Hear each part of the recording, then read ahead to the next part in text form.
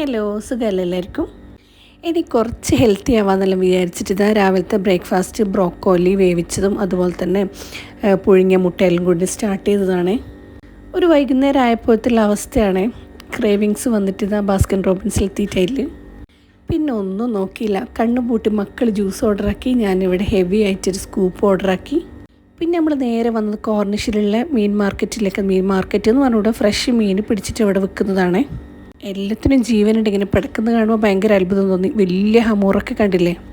ഞാൻ കുറച്ചധികം ഞണ്ടാന്നേ വാങ്ങിയിട്ടുള്ളത്. പിന്നെ നമ്മൾ നേരെ അവിടെ നിന്ന് പോയത് ഖത്താറയിലേക്കാണ്, വെറുതെ ഒന്ന് നടക്കാൻ വേണ്ടിയിട്ട്.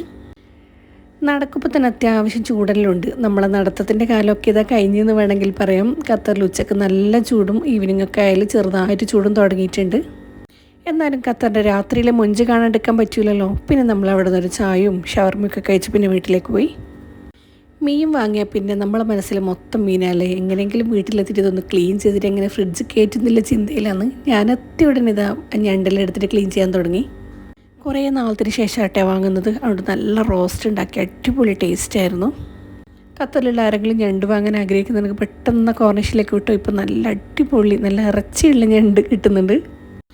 അപ്പോൾ ഇതൊക്കെയാണ് നമ്മൾ ഇന്നത്തെ വിശേഷം. അപ്പോൾ ഇൻഷാ അല്ലാഹ് നല്ലൊരു വീഡിയോ വീണ്ടും കാണാം. അതുവരെ എല്ലാവരും ടേക്ക് കെയർ, ബൈ.